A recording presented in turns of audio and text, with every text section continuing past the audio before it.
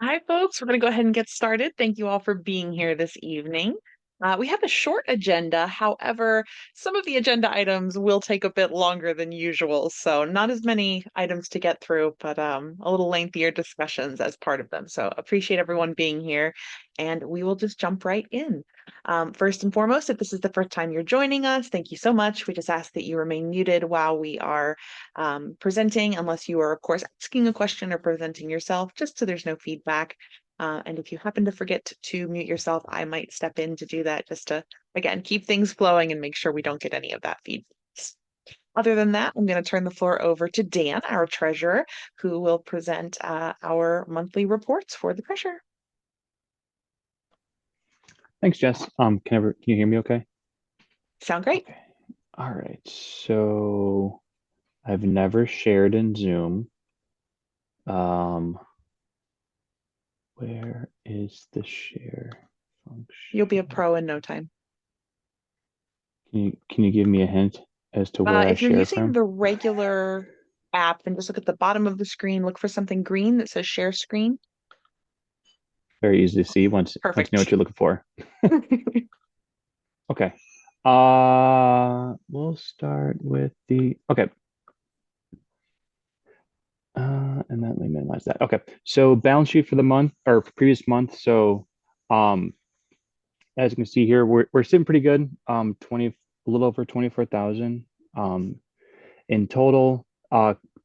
A decent amount I think came in. I had to compare it to last year to see how we compared with the previous year, but we had quite a bit come in for the yearly um uh joining fees. So residential and businesses had some stuff go out for utilities. I expect February is going to be a little bit rougher with utilities and expenses due to we had some of the software costs are coming out in February. Rent did not hit in January. It's going to hit early February, so just timing some stuff. But I suspect that February is going to be we may have actually a lost February, but time will tell on that. But overall, everything's still sitting pretty, and we're doing good with our accounts right now. Anyone have any questions? Okay, I Okay. will stop sharing. If any questions come up, just let us know. Otherwise, thank you so much, Dan. Mhm. All right, folks, we are going to move on to the next step here. So this evening we have the election for secretary, which is currently a vacant position. Last month we announced that we have one candidate, David Hoyt, who was previously serving as our member at large. So tonight David is running unopposed. And if you are a current member, you can find the link to vote in the chat right now. And I will give everybody a few moments to do that. David, while everybody's voting, just in case anyone didn't hear you introduce yourself last meeting, if you just want to take a moment, let everyone know who you are. Yep. Hi, I'm David. I've been member at large for the past 2 years, and now hoping to be secretary. The job for that is mainly preparing agendas and minutes, and so I'm typing minutes as we speak on my other screen. Because you gotta take minutes for the job you want, right? So yeah, that's me. And I'm going to mute myself now so I can try to figure out how to vote for myself. It sounds like a plan. And so we don't hear you typing furiously. So just going to give everyone a few moments, but please go ahead and get your ballots cast. Let's make sure that, everybody's on board.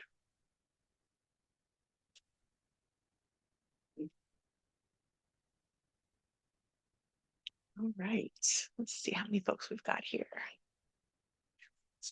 Okay. All right. Votes are coming in.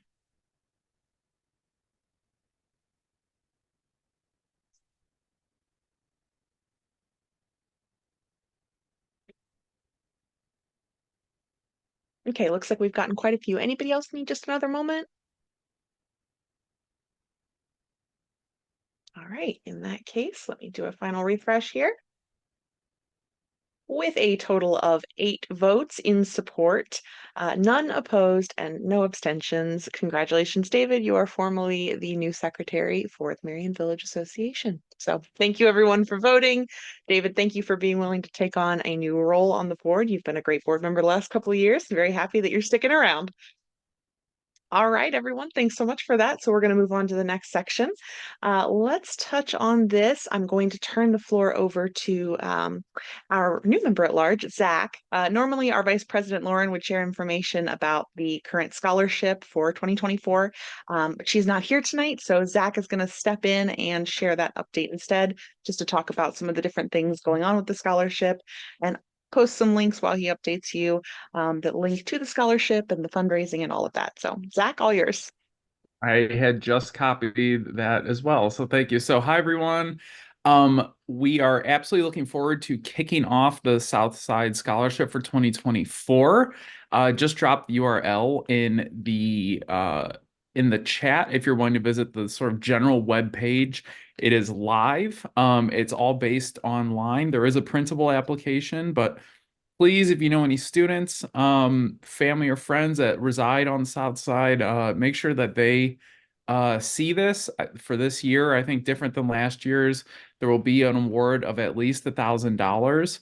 And of course, if we raise much more at the chili cook-off coming up, then we'll see where that can take us. But really looking forward to it. I know we're also open to additional reviewers. So if there are folks on the call that aren't involved, please feel free to reach out and we'll make sure to get you added to the scholarship committee as we're looking for sort of reviewers who aren't involved in helping students with the application process. So really do appreciate your time and looking forward to supporting scholarship. Thank you so much, Zach. All right, so all of those links are posted. Like Zach said, you can find our general page, you can find the link to the application itself, and then to our fundraising efforts, which include the chili cook-off coming up, of course, on the 2nd of March. And then we are also doing some crowdfunding and some raffles, thanks to donations from local businesses. So those raffles will kind of continue to grow, but you are welcome to start purchasing raffle entries now. So please feel free to share those as well. The more we raise, as Zach said, the more we can award. So always a good thing. All right, we are now going to move on to what will be the bulkiest portion of this evening's meeting, discussion of some bylaw proposed changes. So members of the board have actually been discussing the bylaws over the last year. So we've got some board members who are no longer on the board, and then also folks who are new to the board who have all participated in this. Just trying to look through the bylaws and find places where we can clarify things better, simplify, or just, really help to eliminate confusion. And also taking into account some feedback that we've received over the last several years about different areas of the bylaws. So what I'm going to do is I'm actually going to be bringing up a document that will show the summary of all of the proposed changes. I don't want to scare anyone off, but there are a total of 26 proposed changes. So we'll basically be sharing those now. I'll also go ahead and put this PDF directly into chat, just if anyone kind of wants to look at it on their own, if it's a little easier to see on your own screen, not in the shared capacity. And then, of course, after tonight's meeting, we will actually be circulating this to all current members via email as well. After we read out the changes, or proposed changes rather, tonight, we will then vote on those proposed changes at next month's meeting, assuming we have at least 15 members present at next month's meeting. That is a current requirement in order to make any changes to the bylaws. So in summary, we're going to spend the next half hour together kind of looking through these changes. Folks, please feel free to ask questions or kind of clarify as we go through this process, because the bylaws can be a bit confusing, which is why we're doing this. And then again, from there, I hope you'll come back next month to vote on whether or not you'd like to enact all of the changes we're proposing. So without further ado, let me go ahead and bring that up on the screen. And forgive me, I will have to probably drink lots of water through this since I'm sure I'll be talking quite a bit. I'm sure you all won't mind. So here we go. First and foremost, Again, I did upload this document to chat. This is also available on our website on the bylaws page. So this is available to everyone to see if you need more time to digest some of the things that we are proposing. But in general, this is the summary of the 25 changes that we are proposing currently. Okay, number one, the first change is specific to household memberships. Currently, we have individual memberships, household memberships, which include 2 individuals, business memberships, there are 4 different categories for those, and senior memberships. The board would like to pursue the opportunity for us to have some simplification in memberships in the future, potentially use some technology and software to allow folks to actually subscribe so that you don't have to constantly renew each year. You can turn on auto renew essentially. And also we want to make sure we're capturing the best information. So sometimes household that includes 2 individuals, that doesn't work with a lot of membership software tools. So in order to kind of make this process flow better, we are proposing removing household memberships. So all memberships in the association would be on an individual basis. Let's see here. I'm just going to pull up chat just in case anybody has any questions as we're going through. Please feel free to post things to chat. And then, of course, I'm going to pause after each. And if there's anything you'd like to ask, just feel free to unmute yourself and jump in so that we can grab any comments and hear feedback from folks. So as we kind of looked at this change, is there anyone with any questions specific to this? Okay, moving on. All right, the second change, this is a simplification of business memberships. So as you can see here under the current language, the way the bylaws handle business memberships, it is quite lengthy. Frankly, I feel it's a bit confusing. It's also kind of unclear. It makes it difficult to determine who is a business that is allowed to join the association, using words such as, promoting significant benefits and services, and that's very open to interpretation. So the proposed change that we have here is that a business or organization membership is open to business entities who own a business that is open to the public. So much more simplified, whether you have goods or services available, we open that to all businesses who are open to the public. So that would exclude entities like landlords, for example, since your property is not open to the public, but it would include anyone who is offering a good or service of any kind. Further, we delineate that in order to vote, that business must either be physically located in Merion Village, or your business must be registered at an address that is located in Merion Village. For example, if you operate a business that does not have a physical location, perhaps you're a photographer, you might be someone who offers professional services and you work out of your home. As long as that business is either registered to a Merion Village address with the Secretary of State or physically located within Merion Village, then that would entitle that business to a single vote. Also, there is still the clarification that if you are a business who shares other memberships, perhaps you have 2 businesses that are members, or perhaps you're both a business member and a residential member, you are still only entitled to 1 vote across all of your memberships. So kind of simplified that language pretty significantly, and hopefully made it a bit easier to understand when a business can be a member. Does anyone have any questions about this section? Okay, moving on. All right. Excuse me. The next change here is this is removed just for clarification purposes.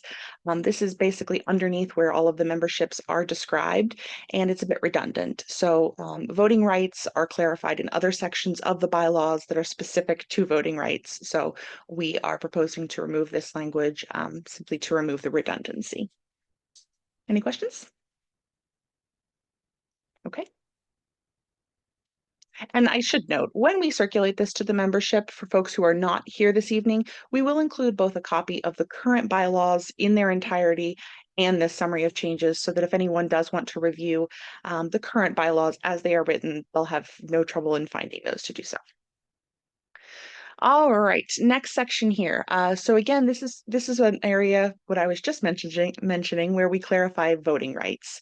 So the current language here specifically just talks about businesses and residential members and when you can and cannot vote. We are splitting that into these two sections.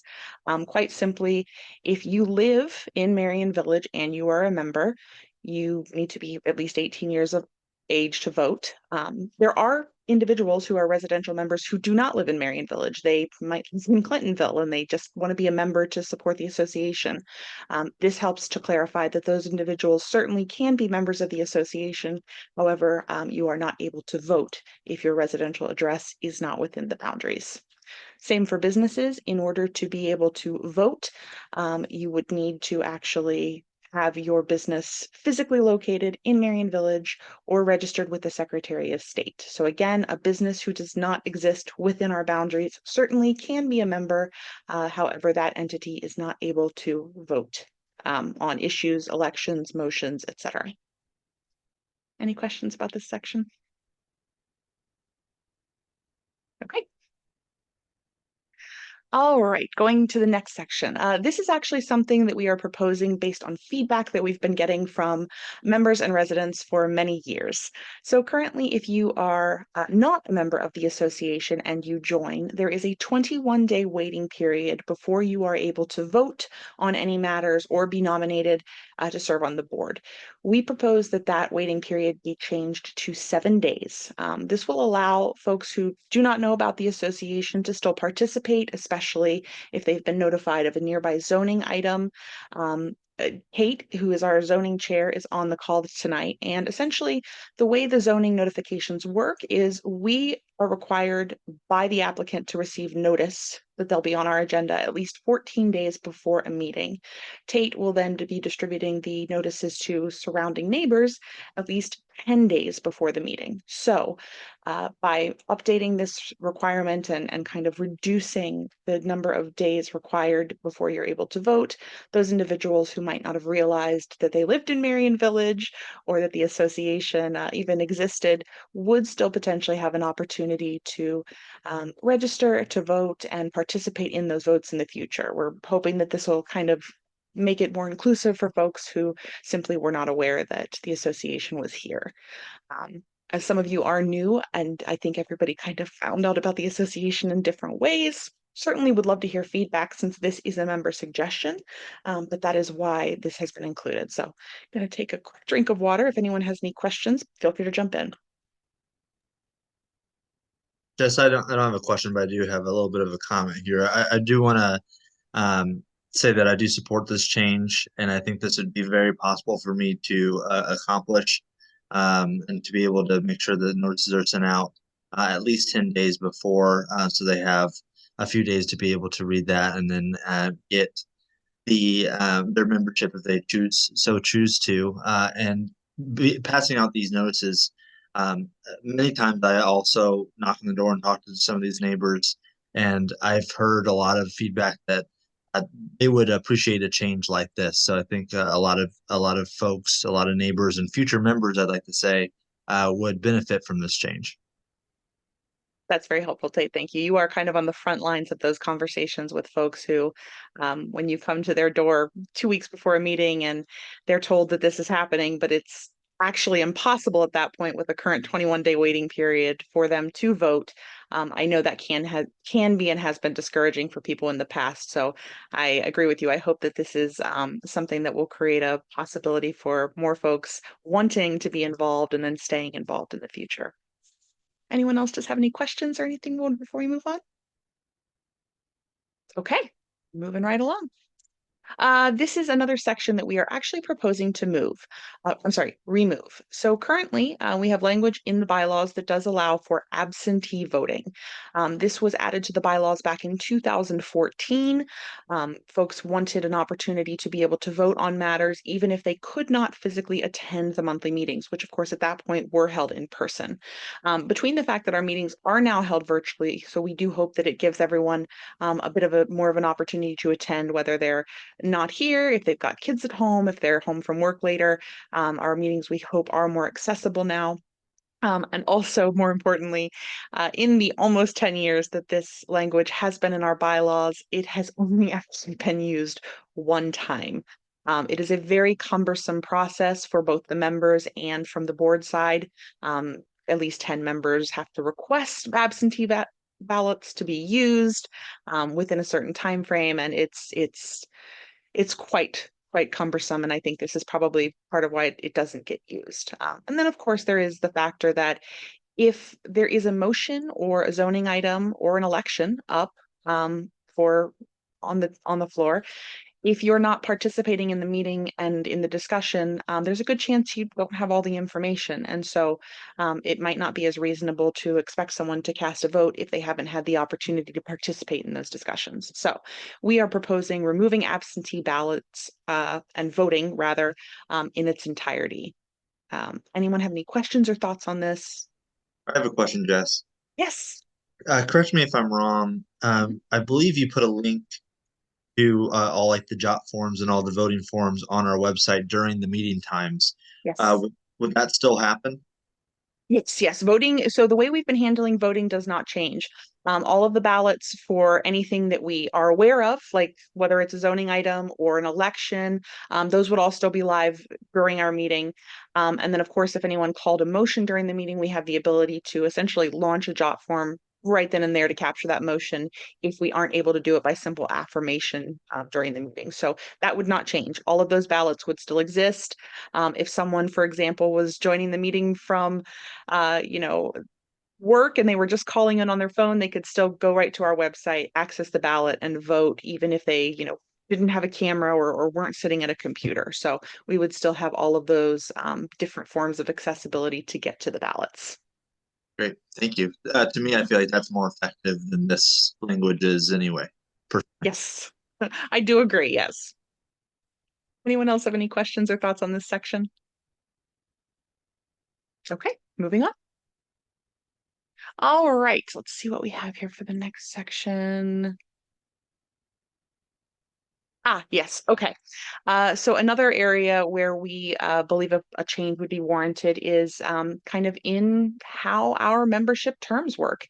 As of right now, all membership terms are operating on a calendar basis. So if you sign up on January 1st or May 1st, your membership will still expire on December 31st. No matter how many times we publish this information and share it and it's on the application, this does cause a lot of confusion for folks. They'll say, well, if I just signed up in September, why is my membership already expiring at the end of December? As we kind of look forward to opportunities to integrate more membership management software or again, subscription services through payment portals, we want to move toward a model that allows memberships to be based on when you signed up. So if this change was accepted, memberships would be 1 year from the date that dues are paid. Everyone would have the ability to control their own membership and kind of subscription and do auto renewals if you so choose. It is important to note this would not be this would likely not go into effect until the beginning of next year, simply because we would have people on kind of a hybrid membership situation otherwise with folks that have already renewed for the year. So likely what we would do is do our due diligence if this is enacted, determine what solution is best with software and subscription services, and have that prepared to put into place at the beginning of 2025. So we would certainly not proceed with this hastily, but it would allow us more flexibility for memberships to be managed on a more individual basis. Does anyone have any questions about this? I know this would be a pretty significant change. Okay, moving on. All right, let's see here. This is more language tied to the discussion we just had. Again, this is where we discuss, how membership is maintained. You can see it is currently maintained on a calendar basis. And there's language here if, a member fails to renew by a certain date, there are grace periods.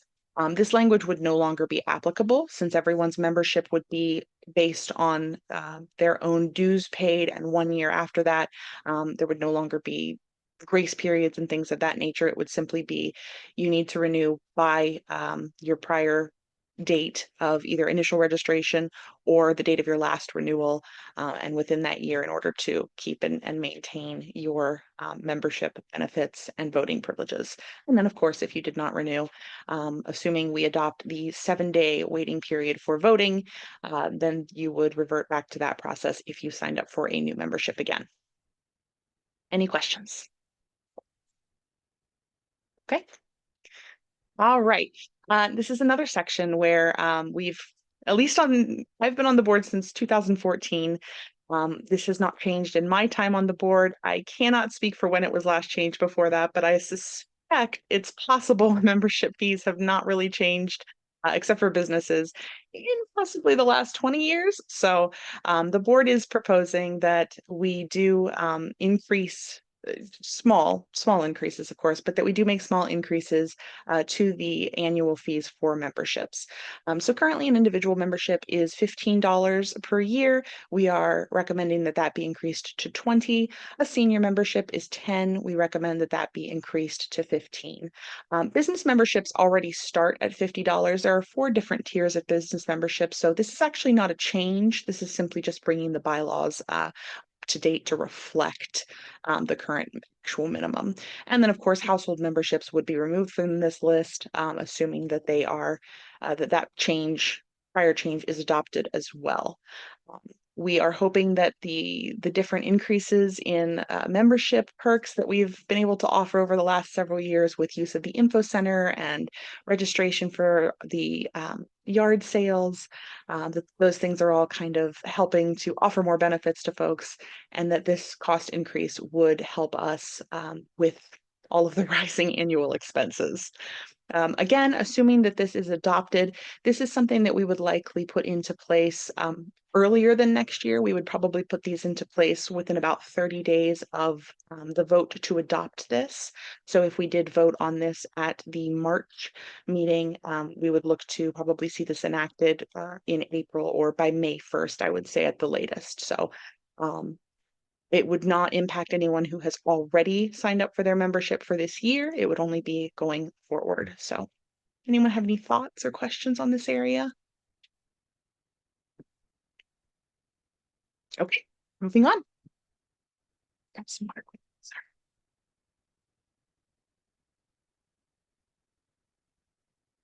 All right, let's see what we have here. This is a cleanup. So this language is not significantly changed. Essentially, we did a couple of things here to just kind of bring the language more up to date. For example, we previously required that listed residential telephone numbers be included. We are now just simply changing that to personal telephone number to account for things like mobile phones. And frankly, I'm not sure many people list their phone number in the white pages anymore. So just wanted to remove that language. We also do require that members provide an email address, as that is how the association communicates to members. We are required to make sure members are notified of upcoming meetings and changes. And in order to do that, we do have to have an email address. So we want to remove the notation that currently says that providing your email address is optional. That is information that we do require. And then also just cleaning up the way we maintain lists, rather than publishing a list of current members and having it available physically at a meeting. That list is now available online through our membership, sorry, I can't find the words, membership verification tool. So that information is always available, and of course does not share any private information. We do not share anyone's phone numbers or email addresses. It simply just shows whether or not their name and whether or not they are a current member. So this is just a cleanup in order to, again, make the process work with the technology we have available now and how we communicate. Any questions? Okay. All right. Next here, let me see what we have. Okay, this section actually specifically talks about serving on the executive board. This is a change, so I want to make sure everyone understands what we are proposing. At present, though the bylaws are, in my opinion, very unclear in this area, and it did cause some confusion last year when our current secretary, who was serving on the board, physically moved out of the neighborhood. Our proposal is that going forward, in order to serve on the board, you must be a resident within the Merion Village boundaries. So if you do not live in Merion Village, you would not be able to serve on the board. Does anyone have any thoughts or questions on that change, since that would be different than how the bylaws are currently reading? Okay. Nope. Zach? No, all good. Thank you. All right. Moving on to the next section here. Okay, this is another area where we are hoping to clean up the language to again deal with the current technology and processes. Previously, during election time each year, we would ask for volunteers to serve on the nomination committee, and those individuals would collect nominations for folks who wanted to serve in the roles up for election. Every year we have a very difficult time finding someone willing to volunteer for that. And we do handle nominations now through a web form on our website so that anyone can nominate a member in good standing at any time. The board simply reads those out at the meetings, those nominees introduce themselves, and so on. So this proposal would remove the language that is specific to a nomination committee and would instead just outline the process of nominations. The process as far as how someone is nominated and what happens with vacancies, none of that changes. All we are doing is bypassing forming an actual committee and instead simply using the web form, which is the same type of form we use for our membership applications and things of that nature. Anyone have any questions on that? Okay. All right, moving on. This is where we're wanting to clean up language with respect to background checks. So the current background check language in the bylaws, you can see it's a shorter version. As if you've ever performed a background check, you will know that there are many different types of background checks. There are local, there are state, there are federal, and none of them are inexpensive. They are certainly costly. Rather than always requiring a full background check, what we propose is that every individual who accepts a nomination for any role on the board would be required to sign a declaration under penalty of perjury, declaring that they have never been convicted of any crime relating to fraud, embezzlement, forgery, or tax evasion. So that process would actually be incorporated in our nomination form. That declaration would be included. And then again, anyone accepting a nomination would be required to sign that declaration prior to proceeding to the actual election process. The board, of course, still can proceed with background checks if needed. That information, of course, would not be, no private information would be shared publicly, but it would be given to the board for review if there were any concerns. Does anyone have any thoughts, comments, or questions on this change? Okay, moving on. Just for Yes. everyone's like edification, how many times approximately in the past decade has that been used? Has it been used? What do you mean exactly? Or has a background check been run? So formal background checks, it depends on how you define it. We do not do paid background checks currently. Background checks have included things like searching local dockets, but we do not have a formal background check process, largely in part because of the costs that are associated with that. A background check typically can cost several $100s. And again, in that case, you're still potentially only dealing with either something local or at a state level or federal. So there's a lot that goes into it. So That's helpful. but fortunately, I can say at least in the 10 years I have served, we have not encountered or had any issues with anyone serving on the board, having been convicted of any of those items or having, of course, done anything that would be problematic for serving on the board when they're with the association. So, okay, moving on. All right, let's see here. Okay, so this is an area where we are hoping to simplify our voting process. So again, I mentioned earlier that there are certain occasions where quorums are needed, and a quorum is currently identified as 15 members or more.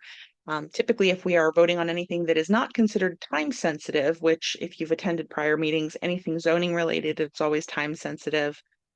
Anything that is not time sensitive typically does require a quorum of at least 15 members in order to make that vote. That is certainly not reflective of attendance that we typically see at meetings.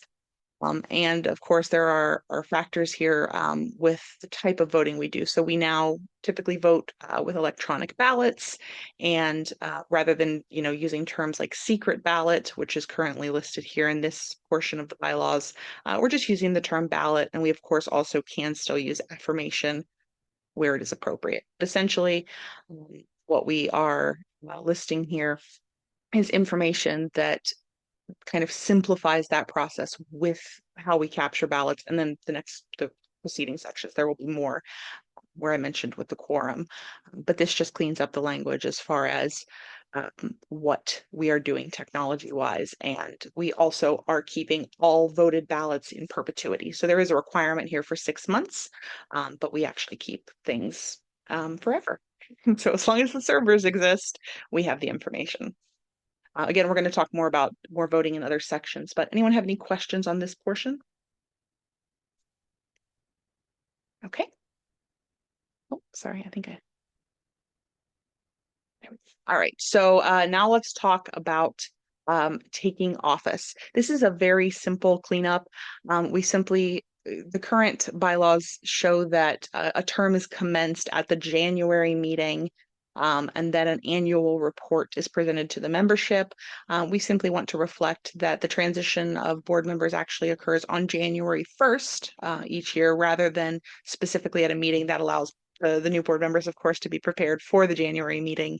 And we do not have an annual report that is given to the membership. We do have a separate section that deals with annual reporting as far as financials go, but otherwise we share updates on a monthly basis. So there is no single annual report that is presented. So this just cleans up that language and talks about the transition of officers. Any questions?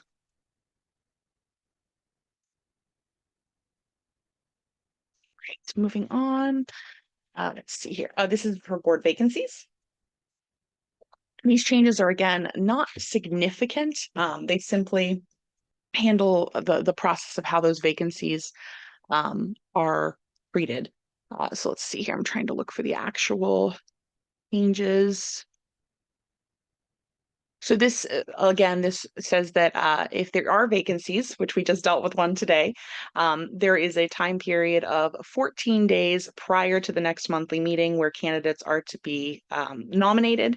Anyone who's been nominated within that time frame then is, of course, announced at that monthly meeting, whether it's one candidate or multiple candidates. And then on the meeting at the following month would be the actual vote held for those candidates. So no significant changes here, just clean up of the language and again, simplify the process for handling board vacancies. Any questions? Okay. All right, removal of officers. This is another area where we wanted to clean up the language.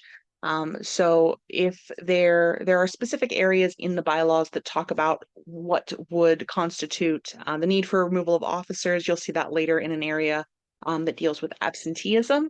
But essentially, if the board does come to the decision that an officer should be removed, the board would still present that information during a monthly meeting, but rather than specifically calling a motion, the board would present the information and its findings to the association and then simply call for a vote rather than a motion. Again, 2/3 vote is required by the membership. That includes the board attending that meeting. We are not seeking to change that since it would be the removal of an officer. Any questions here? Okay, moving on. And this is a section I just mentioned. So the current language says that any officer who has 3 unexcused absences from consecutive board and consecutive regular membership meetings shall be removed. We would like this language to reflect that whether there are 3 consecutive unexcused absences from board or regular meetings, that the officer may be removed pending review by the executive board. So if that were to occur, the board, of course, would review potential reasons for that and then present to the membership if the board felt that the officer who had experienced the absenteeism should be removed, and then that would proceed with a vote. So very small changes to the language here, but again, just allows for this to be addressed if if a board member is absent from consecutive board meetings or regular meetings rather than both. Any questions? Okay. All right, let's see here. This is a change that actually was kind of brought up to us a few times over the last few years. So currently, when you are in even numbered years, both the president and vice president go up for election. On the odd numbered years, the treasurer and secretary go up for election. Member at large is a one-year term, so they're up every year. What this could mean is if there was a situation where no one ran for the role of president or vice president, which could happen, that would mean that both of those positions could potentially fall to being vacant as of the following January. That obviously would be quite a concern. So, in order to avoid that, we are proposing that even numbered year elections will include the president and secretary, and odd numbered years will include the vice president and treasurer.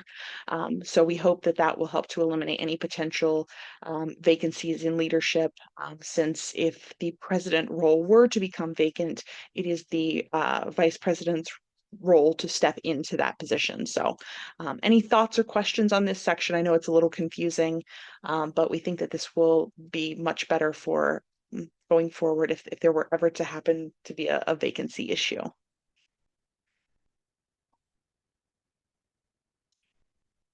Okay, moving forward. All right, let's see where we are. Fiscal management. Audit committee, yes. Okay. So there is currently a requirement in the bylaws for an annual audit committee that cannot include a board member. So the audit committee does need to be someone that is an active, a member in good standing of the association, but does not serve on the board. And their responsibility is to go through all of the records from the treasurer for the year prior to ensure that there are no discrepancies.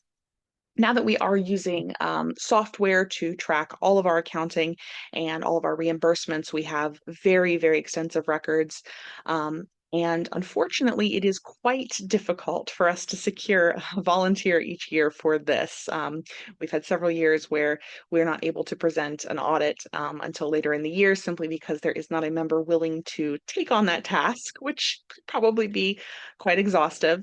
And because the board cannot perform this duty on our own, we do have to rely on a volunteer. So we are proposing that the requirement of an audit committee be removed, and that instead we add language to our annual report section that I'm sorry, it's strange with the highlighting, that the annual reports and tax documents are published on the association's website. So this way the information can be published. Of course, nothing that would put the association at risk for any type of hacking or anything of that nature, but simply the records that do clearly show the treasurer's reports, the tax documentation, anything that is suitable for public record would simply be published to the association's website for members to review at any time. Does anyone have any thoughts or questions on this section? I know this would be a pretty significant change.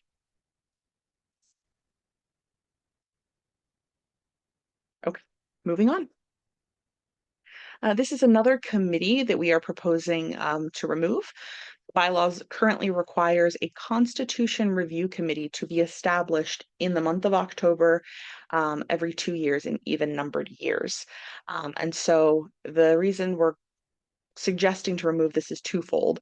One, you will see here in my notes that in the years 2016, 2018, 2020, and 2022, members voted to basically furlough the requirement for this simply because there were not members who were interested in taking on the task of completing a full bylaws review, which you'll see is why the board has done this and we are having this discussion today. And because our bylaws already allow for any member in good standing to propose an amendment to the bylaws at any time.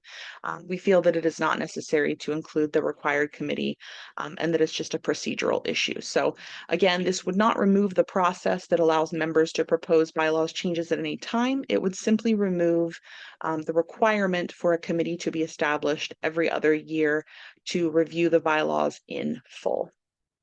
And this would change, of course, in the committee section, and then in this section that talks about constitution review. So we would remove both the committee requirement and the section that specifically talks constitution review. Does anyone have any thoughts or questions on that? Again, this is a pretty significant change, but we believe that this is a positive change that will help streamline our processes in the future. Oh, moving on. We are almost finished, folks. This is another area where we're kind of just suggesting a cleanup. So currently the bylaws list under committees, both optional committees and ad hoc committees, which are pretty similar. So we're simply proposing that those be combined into optional or ad hoc committees. We also remove the requirement for a chairperson, as most of our committees have pivoted to a model of collaboration. We typically are not seeing chairs anymore simply because it gives folks a better opportunity to collaborate and take on tasks suited to, their skill sets and availability. The committee would still, of course, report to the board. Committees can be formed as needed. This is, again, just a simplification of some language and trying to streamline things. So, any questions here? Okay.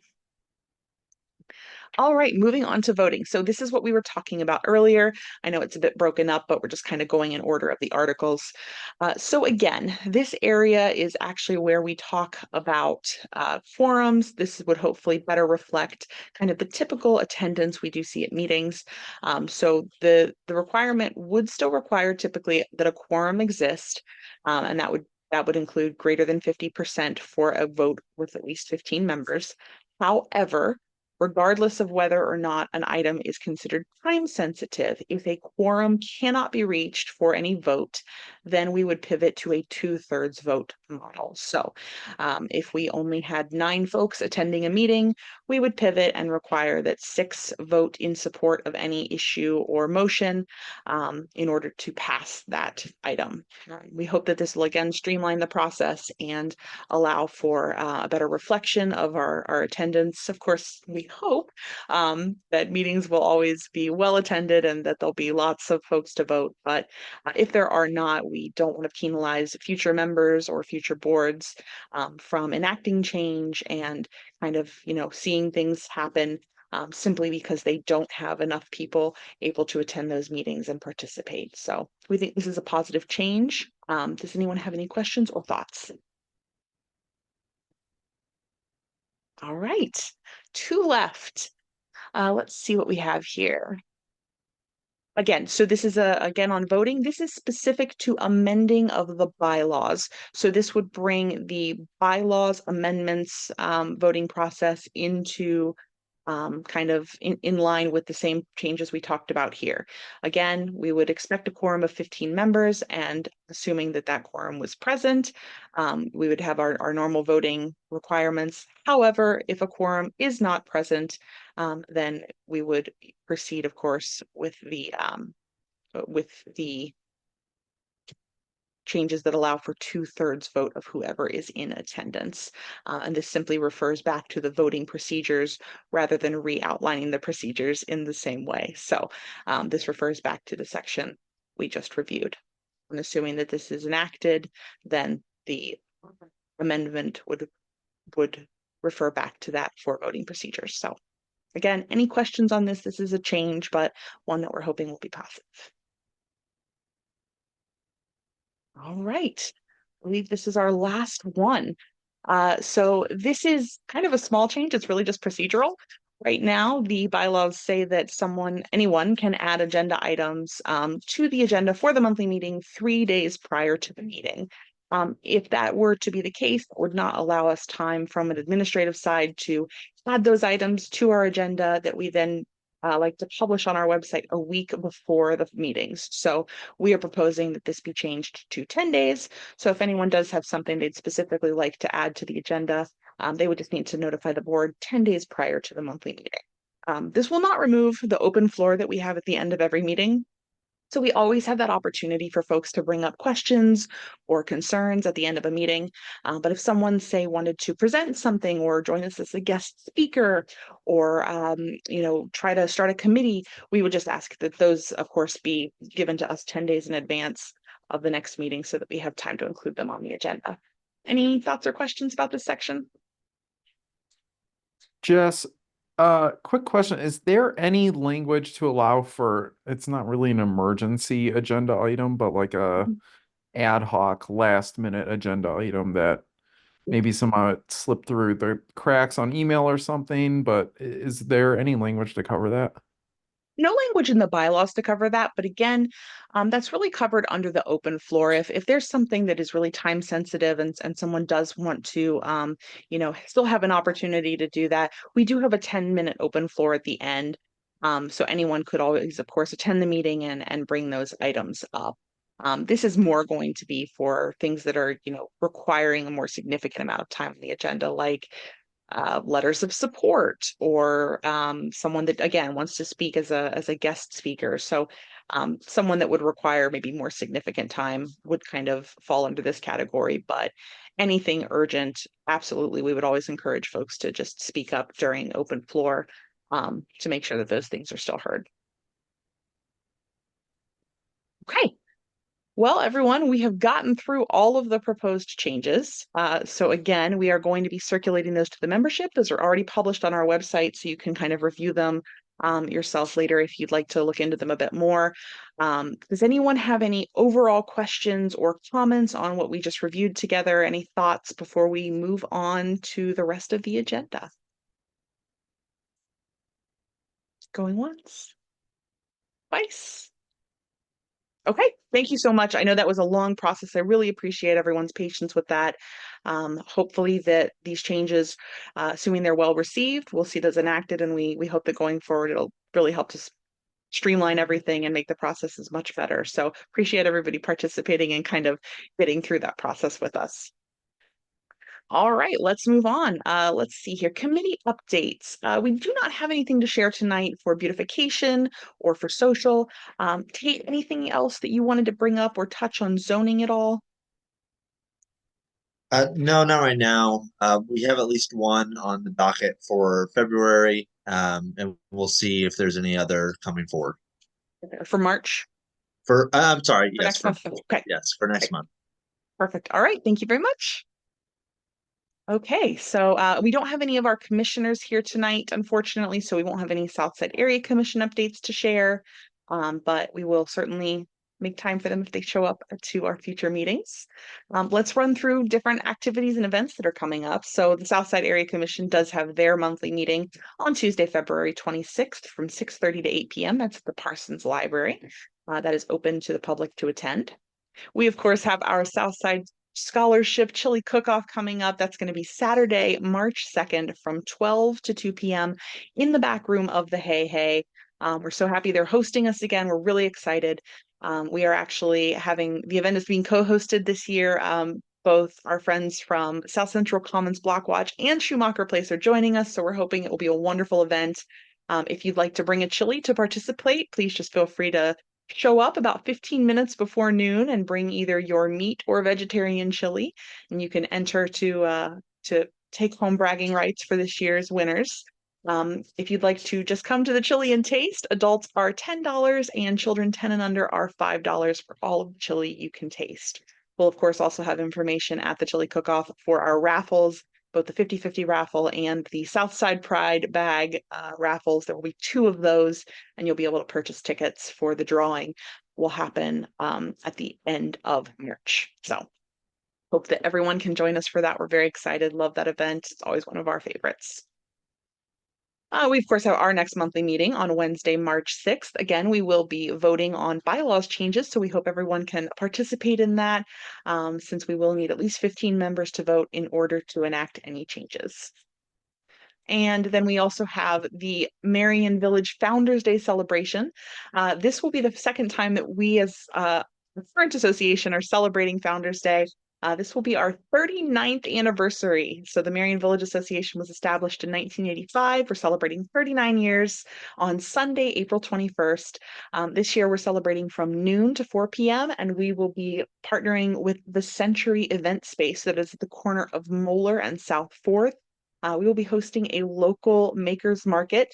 So local makers will actually be participating. Some folks you've probably seen at our festival, maybe some new faces as well. And then there'll be an opportunity to get to know some of the tenants of that building as well. So Jennings Java, of course, is going into the corner, the space that folks might remember as the old Bake Me Happy. There is a dance studio on the second floor. We hope that they'll have some availability to maybe show people their space, but it's going to be a great day. We're really excited. We'll have a champagne toast at the Merion Village Info Center again, which is just across the street. So lots to do that day.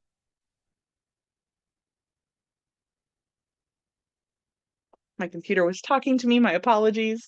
And so there'll be lots to do. We're hoping to have some kids activities as well. Stay tuned, we'll have more information coming. If you are a local vendor or know of a local vendor who's just got to be located here on the south side, applications are open for vendors. So let me go ahead and just post that to the chat. You can also, of course, find this from our website, but we are taking vendors. We're very excited. This is a limited event. We've only got space for 20 to 28 vendors, depending on the size of their booth space. So definitely get those applications in early if you're interested in participating. Let's see here. Spring yard sale. So our first yard sale of the year will be Saturday, May 4th. Those are from 9 a.m. to 3 p.m.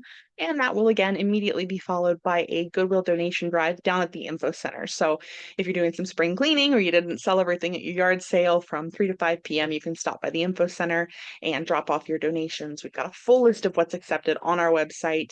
You can also drop off e-waste. So if you have broken iPad or old phones, dead Christmas lights, old power strips, no tube TVs. There's again a list of exclusions on our website, but it's a great opportunity for spring cleaning for both donations and some of those broken printers that you've had sitting around that you just don't know what to do with. So hope everybody will enjoy that. And we're certainly looking forward to that as we get closer. Last thing I have here for events, if you are a yoga instructor or you know of a yoga instructor that might be interested, we are currently taking applications for instructors to host classes during our Fitness in the Park this year. Fitness in the Park will be Saturday mornings at 9 a.m. in Mueller Park, May through September. So applications are open. Very excited to bring it back again this year. It's such a popular event. We're really looking forward to it. So please feel free to share that as well. Let's see here. Looks like that's all I've got on events, just making sure I haven't missed anything. So now we'll go to our open floor. Does anyone have anything they'd like to share? Questions, concerns, comments, anything you just want to talk about before we adjourn tonight?